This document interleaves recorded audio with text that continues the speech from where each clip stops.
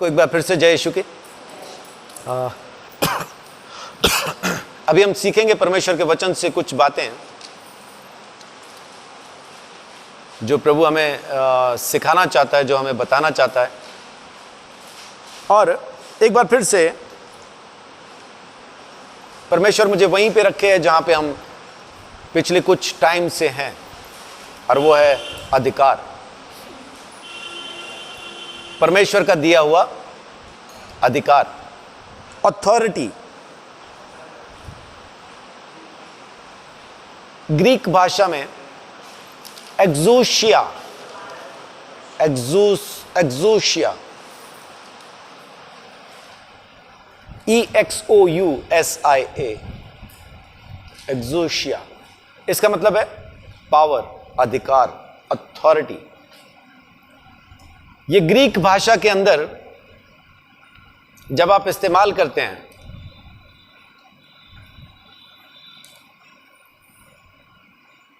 ये किस अधिकार के बारे में आज मैं आपसे बात करने वाला हूं, वो आज आपको मैं समझा के बताऊंगा।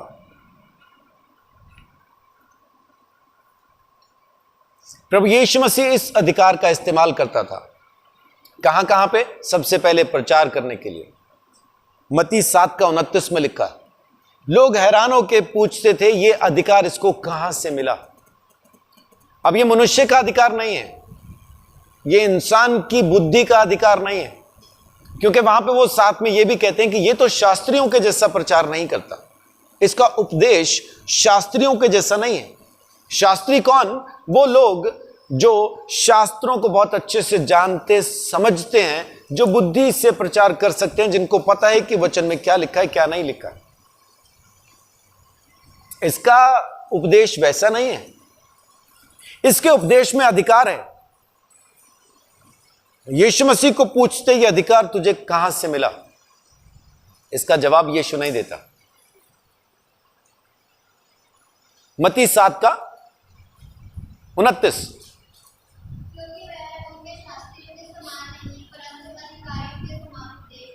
हाँ, शास्त्रियों के जैसा उपदेश नहीं देता था, अधिकारी के जैसा उपदेश देता। दो तरह के लोग एक ही संदेश को बोलते हैं। पहला वो जिसने यह संदेश कहा, दूसरा वो जिसको यह संदेश आगे कहने के लिए दिया गया। तो यह संदेश, यह परमेश्वर का वचन सबसे पहले किसने कहा? जाहिर सी बात है कि जब परमेश्वर का वचन है तो सबसे पहले इसको परमेश्वर ने कहा, और उसके बाद आगे कहने के लिए किनको कहा गया? शास्त्रियों को, जो इस शास्त्र से पढ़ के आगे बताते थे। एजरा उनमें से एक था, उसने अपना मन लगाया था लोगों को वचन सिखाने के लिए, वचन बताने के लिए। लेकिन यीशु मसीह के पास जो अधिकार था वो शास्त्रियों के जैसा नहीं था, उसके पास अलग अधिकार था। इसका मतलब कि वो संदेश देने के लिए नहीं भेजा गया था, वो स्वयं वो था जिसका वो संदेश है, इसलिए उसका अधिकार अलग था, है ना। आज अधिकार को समझते जाइएगा, आखिर में जाके मैं आपको जो असल चाबी है वो पकड़ाने वाला हूं, जिससे अधिकार की गाड़ी स्टार्ट हो जाएगी। आमीन।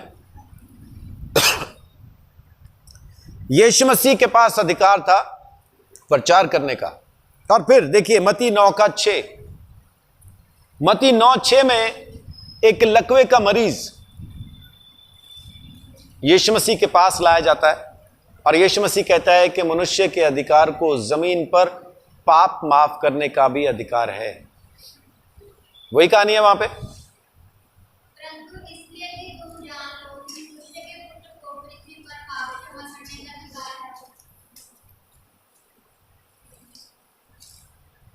मत्ती 9:6 कहता है कि यीशु मसीह के पास पाप माफ करने का भी अधिकार है। तो पाप कौन माफ कर सकता है? कोई मुझे थप्पड़ मारे और रीना से माफी मांगे तो वो उसको माफ कर सकती है? क्यों नहीं कर सकती है? क्योंकि मेरे खिलाफ पाप हुआ है, जो जुर्म हुआ है मेरे खिलाफ हुआ है, रीना के खिलाफ नहीं हुआ। सामान मेरा चोरी हो जाए और जिसने चुराया हो वो हरजाना आके पप्पू को दे दे, तो क्या ये चलेगा? ये नहीं चलेगा। या फिर वो सामान जो मेरा चुराया उसको बेच के जो पैसा मिला अपने बाप के पास बैठ के, अपने घर में अपने ही बाप के सामने बैठ के कहे, पापा मुझसे गलती हो गई, ये मैंने चोरी की है, सारा लूट का माल मैं आपको देता हूं, माफ कर दो। बाप ने भी किया, माफ कर दिया, तो क्या हो गया गुजारा? चोरी तो मेरी की है, माफी मुझसे मांगनी है, मैं माफ कर सकता हूं, मेरी चोरी हुई है। जब हम जमीन पे गुनाह करते हैं तो किसके खिलाफ करते हैं? परमेश्वर के खिलाफ। उसके बाद जाके मैं ये स्पीकर जी से माफी मांगू, है ना? मैं मान लेता हूं, मन में मैं ठान लेता हूं, मेरे भाव में आ गया स्पीकर में ही परमेश्वर है। स्पीकर जी मुझे माफ कर दो, मैंने चोरी की। तो क्या यह जायज है? कौन माफ कर सकता है? जिसके खिलाफ हमने पाप किया वही तो माफ कर सकता। तो यहां पे बाइबल साफ बता रही है कि पाप माफ करने का अधिकार प्रभु यीशु मसीह के पास है। इसका मतलब जब आप परमेश्वर के खिलाफ पाप करते हैं, आप प्रभु यीशु मसीह के खिलाफ भी पाप करते हैं, क्योंकि दोनों एक हैं। यीशु मसीह का अधिकार पाप माफ करने का, क्या यह अधिकार हमारे पास है कि हम वो पाप जो परमेश्वर के खिलाफ किए जाते हैं हम माफ कर सकें? लगता है कि हमारे पास वो अधिकार होगा? पक्का है? कैसे है?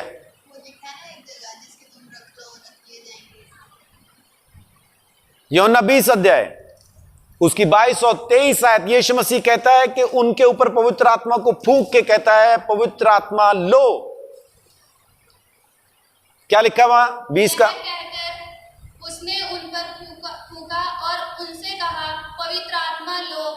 जिनके पाप तुम क्षमा करो वे उनके लिए क्षमा किए गए हैं, जिनके तुम रखो वे रखे गए। आमीन। इसका मतलब है कि अब हमारे को भी प्रभु यीशु मसीह ने लोगों के पाप माफ करने का अधिकार दे दिया है। हम कर रहे हैं क्या? हम तो उनके पाप दुनिया को जाके बताते हैं और सबको बताते हैं, बच के रहना रे बाबा, वो तो पापी है। अपना काम वो है। परमेश्वर ने कहा जिनके पाप तुम माफ कर दोगे उनके हो जाएंगे, तो माफ कीजिए। इसलिए उसने कहा दुश्मनों को माफ करो,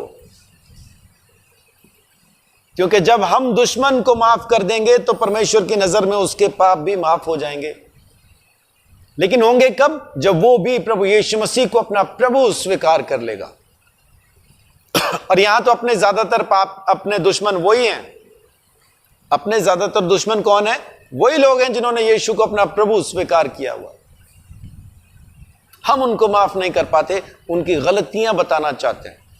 यीशु मसीह ने क्या कहा? पाप माफ करो। हम कहते नहीं, सुन तो क्या क्या किया, माफ क्या क्या करें, पहले लिस्ट तो सुन, उन्होंने क्या किया। यह अधिकार यीशु मसीह ने हमें भी दिया, तुम भी माफ करो। तो जिनके तुम माफ कर दोगे उनके माफ हो जाएंगे, जिनके तुम रख छोड़ोगे उनके रह जाएंगे।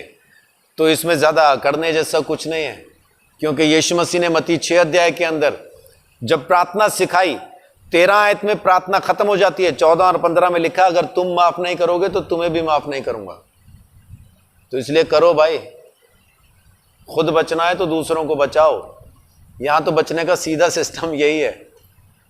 माफी चाहिए तो माफी दो, तो माफी मिल जाएगी, है ना? यह अधिकार यीशु मसीह के पास है।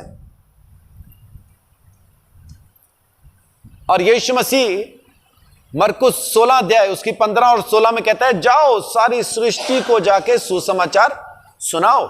जो कोई तुम्हारी बात को सुन के विश्वास कर लेगा उद्धार पाएगा। आमीन।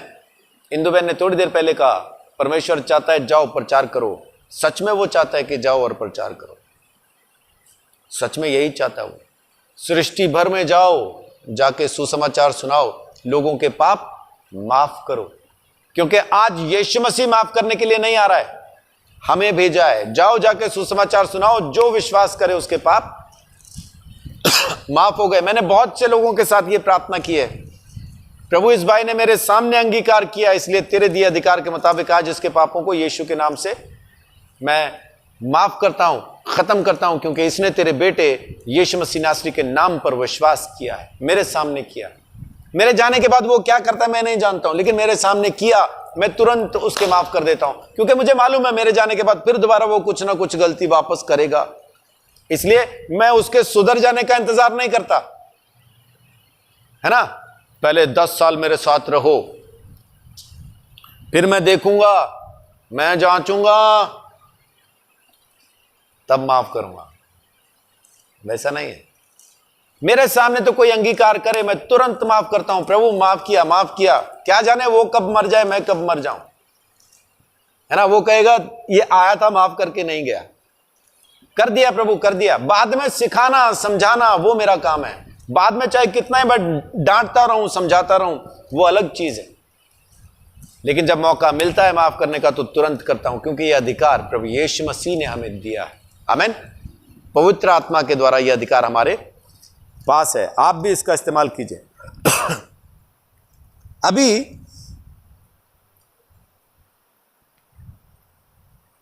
यीशु मसीह का जो अधिकार है, यीशु मसीह का जो उपदेश है, कुछ नए तरह का लग रहा है लोगों को, नया लग रहा है। नया क्यों लग रहा है? देखिए मरकुस पहला अध्याय उसकी 27 आयत, मरकुस 1:27। इस पर सब लोग आश्चर्य करते हुए आपस में वाद विवाद करने लगे, यह क्या बात है? यह तो कोई नया उपदेश है। वह अधिकार के साथ अशुद्ध आत्माओं को भी आज्ञा देता है और वे उसकी आज्ञा मानती हैं। ये एक नया उपदेश आ गया। पहले भी तो प्रचार होता था, यहोवा के नाम से ही होता था, परमेश्वर का ही प्रचार होता था। दुष्ट आत्मा नहीं निकलती थी, दुष्ट आत्मा नहीं निकलती थी। वो कुबड़ी औरत वो आराधनालय में लगातार आया करती थी, लेकिन दुष्ट आत्मा ने उसको ऐसा कुबड़ा ही किया हुआ था। यीशु मसीह से मुलाकात हुई तो वो सीधी हो गई। 38 साल का बीमार वहीं पे हौज पे ही था, वो तालाब पे ही था, 38 साल से था, चंगा नहीं हो रहा था। यीशु मसीह से मुलाकात हुई, चंगा हो गया। लोगों को समझ में नहीं आ रहा था ये नया उपदेश क्या है। दुष्ट आत्माओं को भी कहता है तो वो भी निकल जाती हैं। ये कौन सा उपदेश है? ये कैसा प्रचार है? ये कैसा अधिकार है? ये कुछ नया है, लोगों को लगा। जब हम यीशु मसीह में आते हैं ना, हमें भी नया लगता है, हमें भी नया लगता है। और खासतौर से तब नया लगता है जब सागर जैसे बच्चे, हाँ चलो दाढ़ी मूंछ आ गई अब तो, उसको है तो बच्चा ही। वो उम्र क्या है भाई? 20-21 साल का है वो, ये अंदाजा ही होगा तेरा। हाँ 20-21 साल का है, लेकिन जब प्रार्थना करता है दुष्ट आत्मा निकल जाती है। उसके घर पे शिकायत आती है मुझे फोन करके उसकी मम्मी की, कि उनके घर के नजदीक पूजा बोल के एक बहन है जो बीमार है। वो बीमार वहीं पे है, ये चंगा करने वाला वहीं पे है, लेकिन दुआ नहीं कर रहा उसके लिए चंगा होने की। ये शिकायत आती है मुझे। और जब मैं इसको थोड़ा डांट के बोलता हूं क्यों नहीं कर रहा है, वो जी मेरे को बताया नहीं था या ऐसा करके कुछ जवाब दिया, मेरे को याद नहीं क्या कहा इसने। मैं कहा चंगा करके मेरे को वापस अभी फोन कर। 2 मिनट के बाद इसकी मम्मी वापस फोन करती है और बोलती है कि 3 दिन से, कितने दिन से बुखार नहीं उतर रहा था? 4 दिन से। 4 दिन से जो बुखार नहीं उतर रहा था वो 40 सेकंड के अंदर उतर गया। आमीन। और उसके बाद मेरे को वापस फोन आया। फिर मैंने कहा तू करता क्यों नहीं? नहीं जी इन्होंने बताया नहीं था, कि पता नहीं क्या बहाना बताया इसने मुझे, है ना। अब दिक्कत ये कि मिले किसको? रब जी को कि पब जी को, है ना। मिले किसको? बात वो है। ये नया है। 20-22 साल के लड़के लड़कियां, ये बच्चे जिनकी शादियां भी नहीं हुई अभी, ये लोग प्रार्थना कर रहे, चमत्कार हो रहे। और हम आए थे पास्टर से प्रार्थना कराने। कुछ लोगों को मैंने महसूस किया है, जब आते ना मेरे पास, प्रार्थना करो मेरे लिए। तो मैं बोलता हूं चर्च के किसी बच्चे को इसके लिए प्रार्थना करो, हालांकि मैं इधर देख रहा होता हूं लेकिन यहां भी आंख दी है प्रभु ने। वो प्रार्थना करवाने वाला प्रार्थना तो करवा रहा होता है, लेकिन मुझे देख रहा होता है ये क्यों नहीं कर रहा, बिल्ला ही तो बैठा है यहां पे, ये क्यों नहीं कर रहा। मैं उसको नजरअंदाज करता हूं, मैं नहीं देखता। अच्छा आपने देखा, ओ मुझे पता ही नहीं चला। मैं क्यों नहीं देखता? इसलिए नहीं देखता क्योंकि जब वो चंगा हो जाता है ना तो उसकी हैरानी का कारण बनता है, अरे इसने भी चंगा कर दिया। यहां का पादरी कुछ अलग स्पेशल नहीं है, चर्च में जितने लोग आते हैं सब कर सकते हैं। आमीन। हाँ, सच्चाई वही है। मैं ही खड़ा रहूंगा तो फिर उनको यही लगेगा यीशु मसीह के बाद यही है ना, बस जी ऊपर प्रभु है नीचे आप हो। वो मेरे को क्यों नीचे रखा हुआ, साइड में बैठो, मेरे को वैसे बैठने है।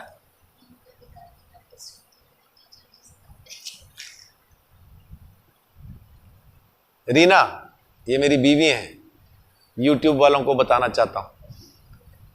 वो कह रही हैं कि यहां पे अधिकार सिखाया जाता है, तो टीचर सिखाता है तो प्रैक्टिकल करने के लिए भी मौका देता। यीशु मसीह ने भी दिया, अपने चेलों को भेजा, जाओ जाके चंगा करो, अपनी जिंदगी में ही भेजा उनको, स्वर्ग उठाए जाने के बाद नहीं, पहले ही भेजा। अभी क्या वो अधिकार उसने हमको भी दिया है? हां दिया है, हमें भी दिया है। मत्ती 10 का 1 और कोई निकाल ले लूका 9 का 1। मत्ती 10:1 जल्दी पढ़िए। फिर उसने अपने 12 चेलों को पास बुलाकर उन्हें अशुद्ध आत्माओं पर अधिकार दिया कि उन्हें निकाले और सब प्रकार की बीमारियों और सब प्रकार की दुर्बलताओं को दूर करे। 9 का 1। फिर उसने 12 को बुलाकर उन्हें सब दुष्ट आत्माओं और बीमारियों को दूर करने की सामर्थ और अधिकार। वो सारा अधिकार उसने हमें भी दिया है। और लूका 10 अध्याय उसकी 18 आयत से जब आप आगे पढ़ते हैं तो वहां पे लिखा है कि कोई चीज तुम्हें नुकसान भी नहीं पहुंचा सकती। आमीन, है ना। मरकुस 13 का 34, ये आयत थोड़ा ध्यान से और अच्छे शब्दों में पढ़िए। मरकुस 13:34।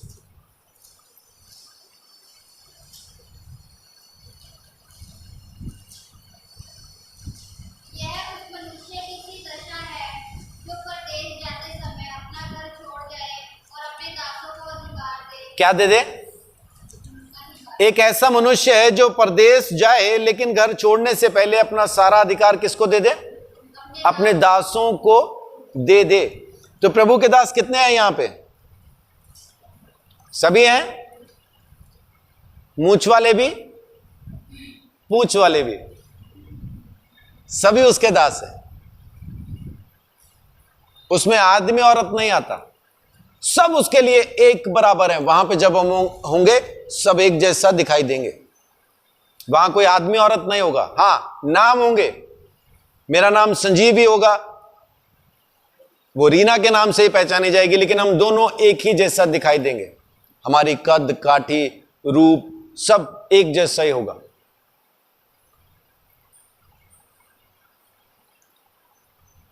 पर हम एक दूसरे को पहचानते होंगे। सूरतें कैसी होंगी मैं नहीं जानता हूं, लेकिन बाकी सब एक जैसा। जैसे चाइनीज लोग होते हैं ना, ऐसा लगता है फैक्ट्री में बन के निकले सारे एक ही जैसे, तो वैसा हम लोग होंगे।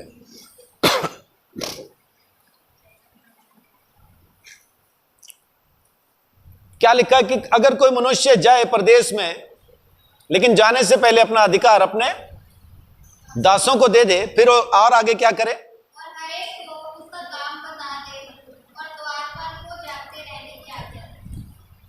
दासों को सारा अधिकार देकर उनको क्या क्या करना है ये बताने के लिए कह दे, उनको बता दे कि तुमको ये काम करने हैं। लेकिन उसके बाद द्वारपाल पर एक द्वारपाल को खड़ा कर दे और उसको आज्ञा दे जागते रहने के लिए। यीशु मसीह कहता है कि मैं तुम्हें सारा अधिकार देता हूं, लेकिन इस चीज का ख्याल रखना कोई भी चीज तुम्हें नुकसान नहीं पहुंचा सकती। घर के अंदर दासों को काम देके चला गया, लेकिन घर के अंदर कोई गैर घुस ना जाए, कोई हानि पहुंचाने के लिए आना जाए, कोई चोर आना जाए, कोई उचक्का घुस ना जाए, कोई नुकसान पहुंचाने के लिए आना जाए, इसके लिए द्वारपाल भी नियुक्त किया है ताकि हमें किसी तरह का कोई नुकसान नहीं होने पाए। आमीन। तो दास बिना टेंशन के अपने घर के अंदर पूरा काम कर सकते हैं, क्योंकि दरवाजे पर एक द्वारपाल को यह आज्ञा देके खड़ा किया गया है, जागते रहना, ताकि कोई नुकसान पहुंचाने के लिए घर के अंदर प्रवेश न करने पाए। आमीन। सब कुछ परमेश्वर ने किया। इंदु बहन ने अभी गवाही में क्या कहा? नुकसान हो रहा है, लेकिन जो प्रभु के हैं उनको डरने की जरूरत नहीं। कारण क्या?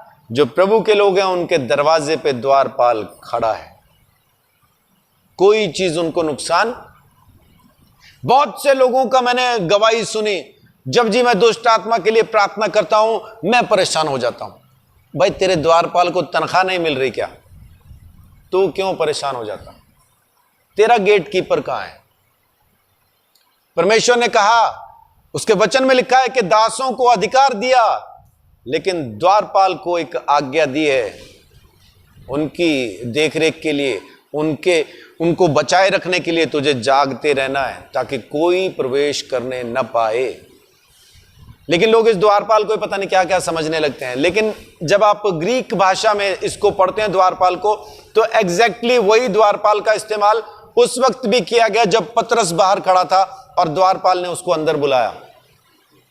तो वो जो द्वारपालिन थी, जब वो उसको अंदर लेके आती है तो वो उसको कहती है, तू भी तो उसके साथ ही था, तू भी तो उन्हीं के चेलों में से है। जय मसीह के। तू भी तो उन्हीं के चेलों में से है। तो वो मुकर जाता है कि मैं वो नहीं हूं। उनको मिलिए पहले। सो अभी बात क्या कि परमेश्वर ने अधिकार दिया हर एक चीज का, और साथ में हमें संभाले रखने का भी। आमीन। और प्रभु यीशु मसीह के पास क्या अधिकार है? यूहन्ना 10:18।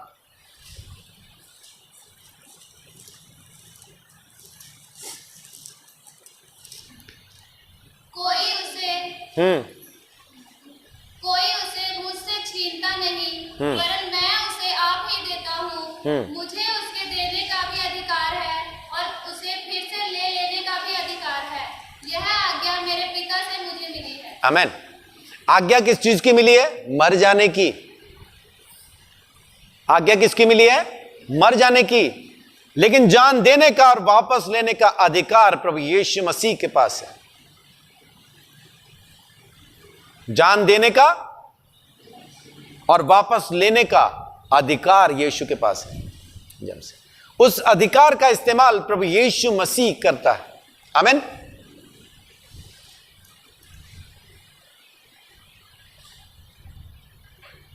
पिलातुस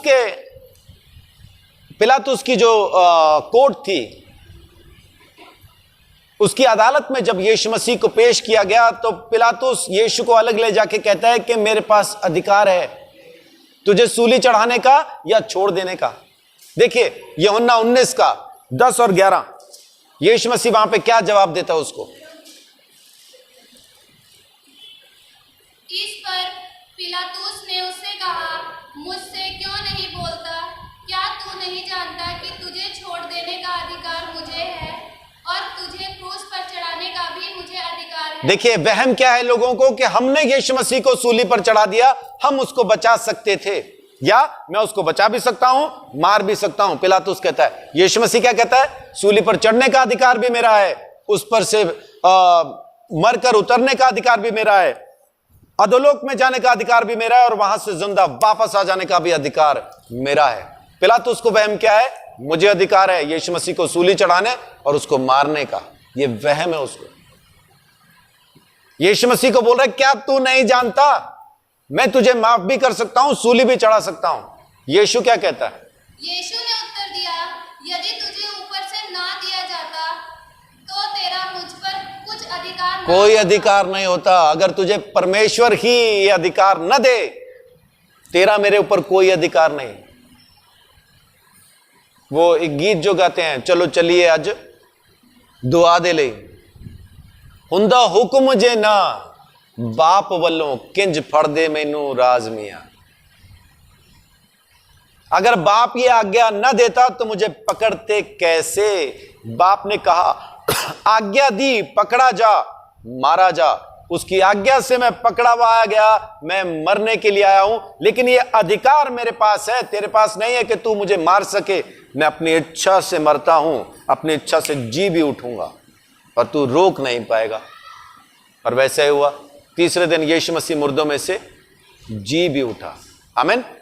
और यही अधिकार, यही अनंत जीवन का अधिकार उसने हर एक उस शख्स को दिया है जो प्रभु यीशु मसीह पर विश्वास करता है। आमीन। यूहन्ना 17 का 2 और 3 पढ़िए।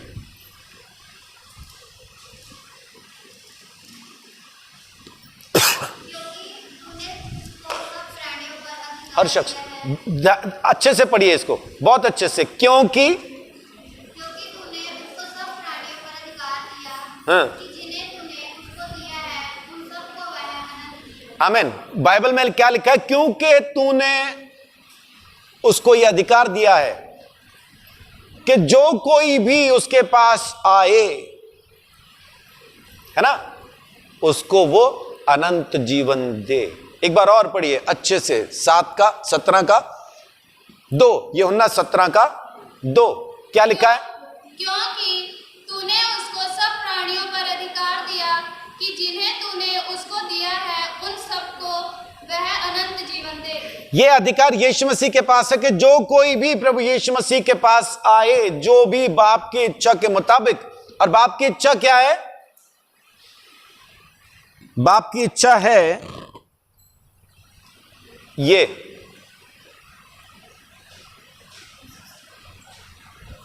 मास्क नहीं, ये जो लिखा है, क्या लिखा है?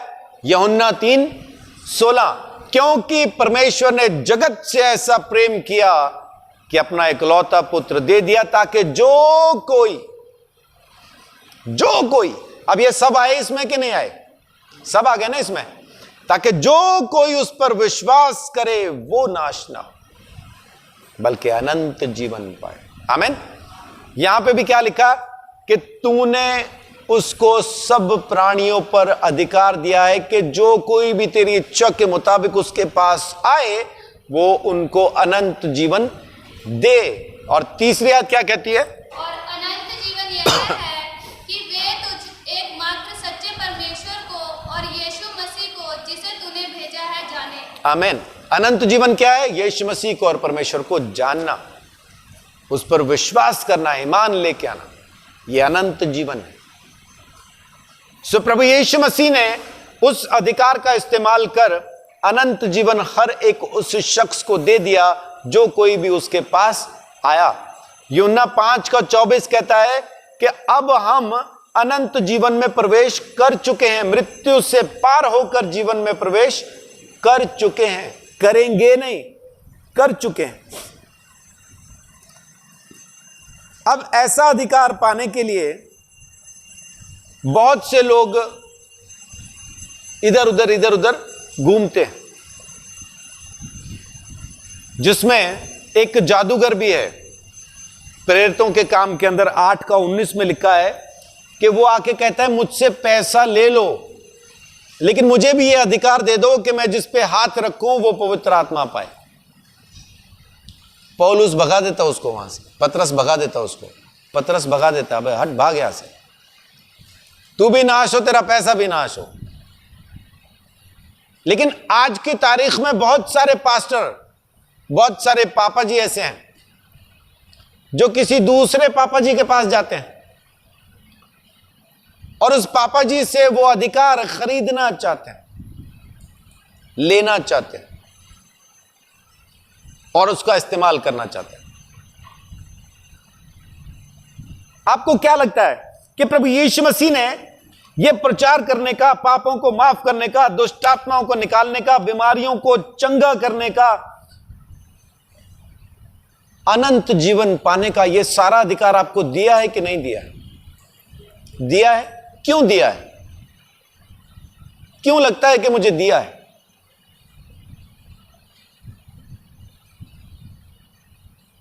चलिए समझ के देखते हैं क्यों दिया है। यूहन्ना पहला अध्याय उसकी 12 आयत।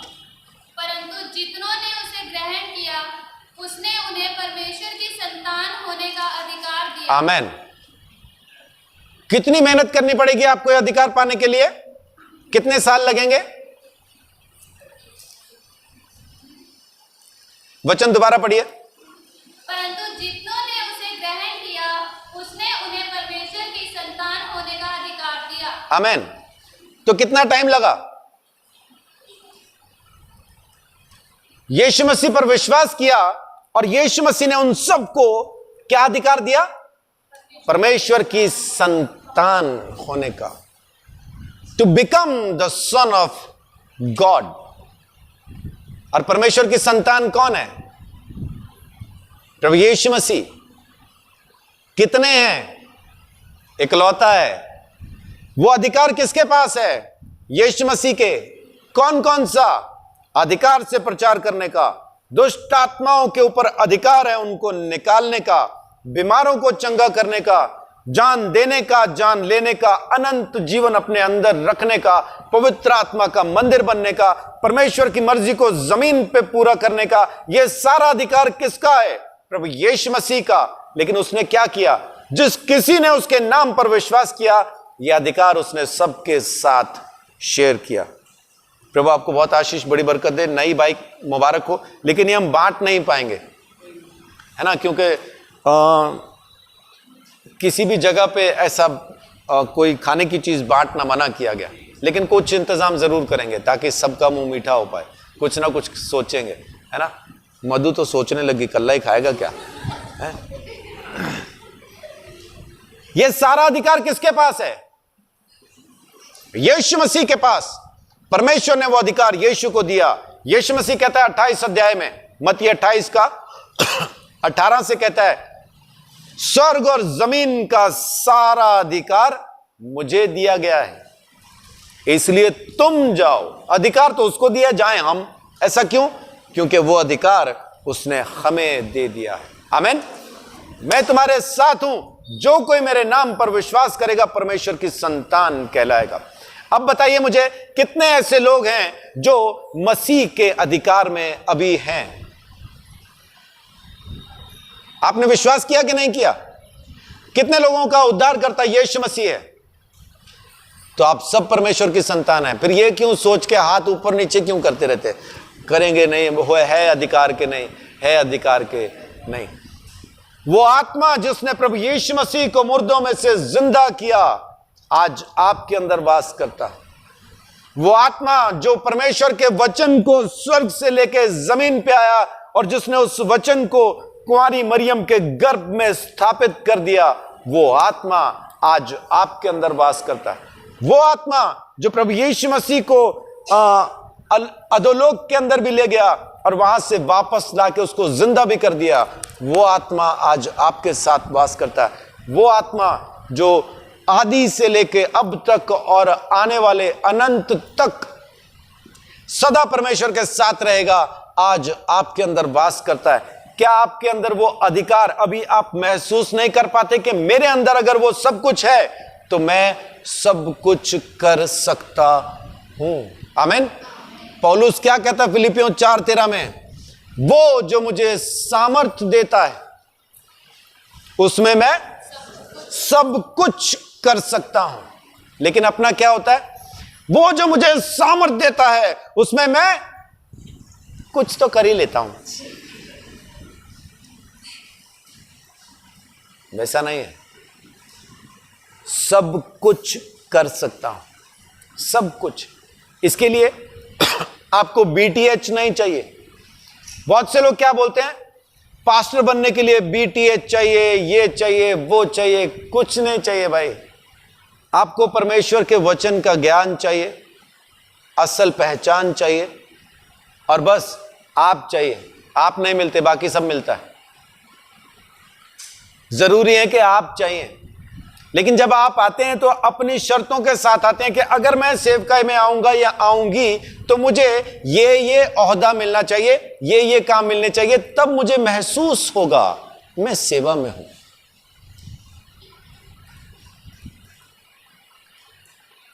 मालूम कितने लोग ऐसा सेवा करके चले गए जिनको पता भी नहीं था कि वो सेवा कर रहे हैं। यीशु मसीह सूली पर चढ़कर न मरता तो श्राप इतना होता। उस सूली की जरूरत थी कि नहीं थी? आज हम सूली वाले को जानते हैं, क्रूस से यीशु मसीह को पहचानते हैं। उस क्रूस की जरूरत थी कि नहीं थी यीशु मसीह के बलिदान के लिए? जिसने वो क्रूस बनाई, क्या उसको मालूम था कि स्वर्ग राज्य के प्रवेश के लिए द्वार बना रहा है? उसके फरिश्तों को भी नहीं पता था। उसने तो डाकू के लिए बनाई होगी। चढ़ा कौन? जमीन का मुक्तिदाता। उस क्रूस ने जो काम किया है ना, जमीन पे कोई दूसरी लकड़ी कर नहीं सकती। उस भाई ने जो बनाया, उसको पता ही नहीं उसने क्या बना दिया।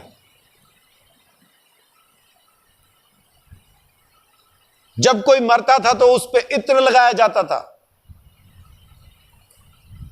एक वेश्या आई, 500 दिनार का इत्र यीशु मसीह के सर पे उंडेल दिया। सारे फरीसी, ओ वेश्या वेश्या, पता ही नहीं, इसको पता ही नहीं, वेश्या ने छू लिया। प्रभु का बेटा होता तो, इसको परमेश्वर का पुत्र होता तो इसको पता चलता, कितनी गंदी औरत इसको छू रही है। यीशु मसीह का जवाब, जब से तेरे घर पे आया तूने पांव धोने को पानी भी दिया? अभी मन में सोच रहा, वेश्या वेश्या, तूने पानी दिया? पांव धोने को तूने पानी नहीं दिया, वो आंसुओं से धो रही है। तूने पांव पोंछने के लिए मुझे कोई कपड़ा नहीं दिया, वो बालों से पोंछ रही है। जब मैं तेरे घर में प्रवेश किया, उस इलाके के अंदर ये रिवाज था, एक दूसरे से मिलते थे तो गाल चूम के एक दूसरे को अभिनंदन करते थे। लेकिन भाई भाई आपस में, बहने बहने आपस में, वो क्रॉस नहीं करते थे। यीशु मसीह कहता है, जब मैं तेरे घर आया तूने मुझे चूमा नहीं, और वो जब से आई है मेरे पांव चूमना नहीं छोड़ती। फिर यीशु ने कहा, जहां कहीं भी मेरा सुसमाचार सुनाया जाएगा, ये वेश्या साथ में याद की जाएगी, क्योंकि इसने मेरे दफनाने का जो काम है पहले पूरा कर दिया। आमीन। वो इत्र बनाने वाले को पता था क्या कि ये इत्र किस काम आने वाला है? इत्र बनाने वाले को नहीं पता। उस वेश्या को भी नहीं पता था कि उसने क्या कर दिया। उस उद्धारकर्ता के मरने का इंतजाम पहले से कर रही है, उसको भी नहीं पता था। मैं एक पास्टर हूं, पास्टर के नाते ही बात करता हूं। मेरी बीवी घर पे रह के 3 बच्चों की सेवा करती, 2 रोटी अगर मेरे लिए बनाती है उस टाइम पे, वो जो 2 रोटी खा के मैं निकला हूं, तो वो भी नहीं जानती, मैं भी नहीं जानता कि वो 2 रोटी कितने लोगों के उद्धार के लिए मुझे ताकत देती है। आटा पीसने वाले को पता है क्या कि ये सुसमाचार प्रचार के लिए इस्तेमाल होने वाला है? अपनी सीट मत देखना जब भी आप प्रभु की सेवा के लिए निकलो ना, ये ना सोचना मुझे वो चोटी पे नहीं बिठाया। जो चोटी पे बैठता है गिरता वही है, जो जमीन पे बैठा है कहां गिर जाएगा। तो गिरने के लिए काय को चोटी पे बैठना, मैं तो नीचे बैठना ही पसंद करता हूं। बहुत से लोग मुझे बहुत पंप देते, तू तो क्या कमाल है। मैं उधर ही रहता हूं, प्रभु का अनुग्रह है ना भाई, है ना, प्रभु का धन्यवाद। वहीं रहो, ऊपर चढ़ेंगे तो गिरेंगे, नीचे रहेंगे किधर नहीं गिरते, इससे और कहां गिर जाए, यहीं रहेंगे, नहीं क्या पप्पू? लेकिन अगर ऊपर चढ़ने की कोशिश है, अगर आसमान की तरफ निगाहें हैं, तो याद रखना नीचे जमीन पे गड्ढा खुदा हुआ है। आपकी निगाहें आसमान पे हैं तो कभी भी जमीन पे गिर सकते हैं।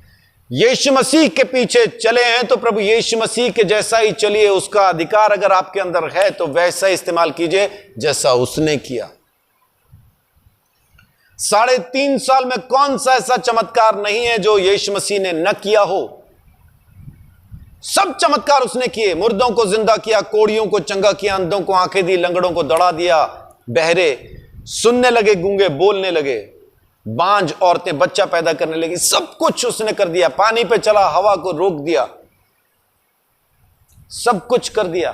5 रोटियां लेके 15,000 लोगों को खिला दी। यीशु मसीह ने सब कुछ कर दिया।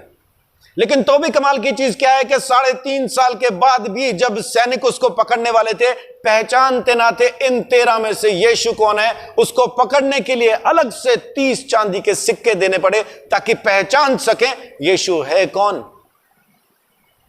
और मैं आपको ईमानदारी से बताऊं, 5 लाख की भीड़ में भी आपको अलग से पता चल जाएगा यहां का पादरी कौन है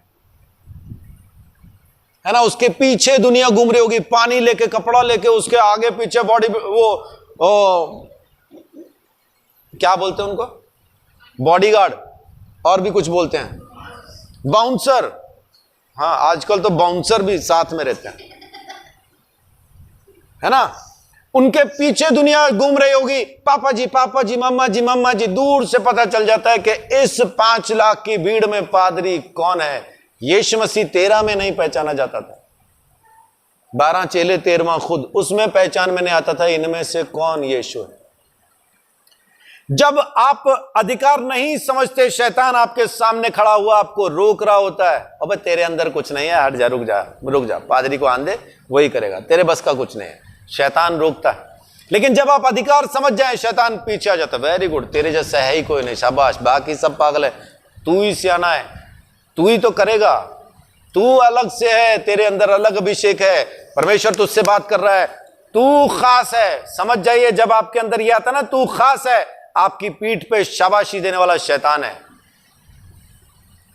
क्योंकि परमेश्वर कहता है कि नम्र हो, दीन हो, परमेश्वर के अधीन हो। आप जितना नम्र होंगे, जितना दीन होंगे, जितना अधीन होंगे, परमेश्वर आपको उतना ही ऊंचा करेगा। तो ऊंचा मत हो, ऊंचा तो वो कर देता, नीचे हो जाओ, नीचे हो जाओ। आज आप परमेश्वर की संतान है, अधिकार समझ में आया क्या? और वो सारे अधिकार जो यीशु मसीह इस्तेमाल करता था, वो तमाम अधिकार आज वो हमें देके चला गया है। हालेलुया। क्योंकि अपनी जगह पे हमें खड़ा किया है और जो भी काम है आज हमें पूरे करने, सुसमाचार हमें सुनाना है, पापों की माफी हमें देनी है, अनंत जीवन में लोगों का प्रवेश हमें करवाना है, बीमारों को चंगा हमें करना है, दुष्ट आत्माओं को हमें निकालना है, सारे काम हमने करने हैं। तो ईमानदारी से कीजिए, ईमानदारी से कीजिए। पबजी खेलना यीशु को नहीं आता था, उसको तो बस रब जी खेलना आता था। अगर हम सारी रात नहीं सोते, यीशु की मां भी परेशान होती होगी, सारी रात नहीं सोता, लेकिन करता क्या होगा सारी रात? अपने बाप से मुलाकात, अपने बाप से बात। यीशु भी सारी रात जागा, आप भी जागते हैं तो कोई बड़ी बात नहीं, लेकिन जाग रहे किसके साथ? यीशु रब जी के साथ जागा, आप पबजी के साथ जाग रहे हैं। रब जी के साथ सामर्थ्य है, पबजी के साथ मोटा चश्मा है।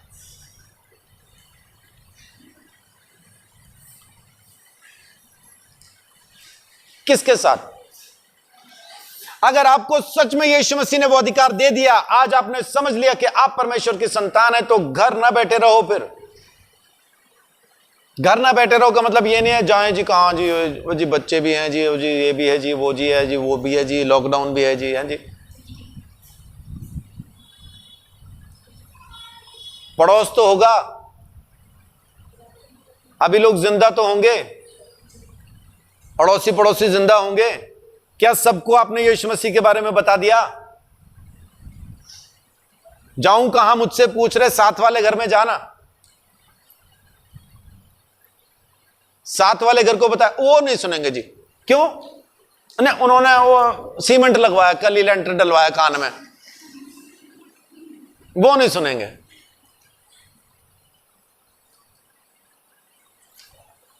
सुनेंगे क्यों नहीं? क्योंकि हम जाके सुनाएंगे नहीं, इसलिए नहीं सुनेंगे। आप अपना काम करो, उनको अपना करने दो। और वो खाली आखिरी घर नहीं है। आपने उस घर में बताया, नहीं सुना, अगले में बताइए, नहीं सुना, अगले में बताइए, नहीं सुना, अगले में बताइए, नहीं सुना, अगले में बताइए, चलो एक ने तो सुना। आमीन। ऐसा ही है। और जब आप वापस आएंगे ना, तो जिन्होंने पहले नहीं सुना, उनमें से भी कोई ना कोई आपको आवाज मार के बुला लेगा और क्या पूछेगा? प्रचार करके आ रहे हैं? हाँ जी, कुछ बात करनी थी आपसे। हाँ आइए ना, करते हैं। वो दरअसल ऐसा था, वैसा था, ये समस्या, वो समस्या, आप हमारे लिए प्रार्थना करोगे? हाँ बिल्कुल करेंगे। आप गए ही नहीं, उसको पता ही नहीं कि आप भी प्रार्थना करते हो। आप गए नहीं, उसको पता ही नहीं कि आप परमेश्वर को जानते हो। आप जाएंगे तो वो जान पाएगा कि आप जानते हैं, और जब वो जान जाएगा कि आप जानते हैं तो आपके लिए उसकी नजर बदल जाएगी। पहले के जैसा नहीं देखेगा, कुछ और अंदाज में देखेगा। लेकिन जाइए, तो यीशु मसीह ने वो अधिकार दे दिया। अब सारे के सारे अधिकार परमेश्वर की संतान के लिए हैं, परमेश्वर के पुत्र के लिए हैं। और कितने लोग आज यहां पे मौजूद हैं जो कहते हैं कि मैं भी परमेश्वर की संतान हूं। हम सब हैं, तो वो सारे अधिकार हमारे पास भी मौजूद हैं। आमीन। उन अधिकारों का इस्तेमाल कीजिए ताकि परमेश्वर आप सबकी जिंदगी में काम कर पाए। आमीन। प्रभु आप सबको बहुत आशीष, बड़ी बरकत दे। जय यीशु के।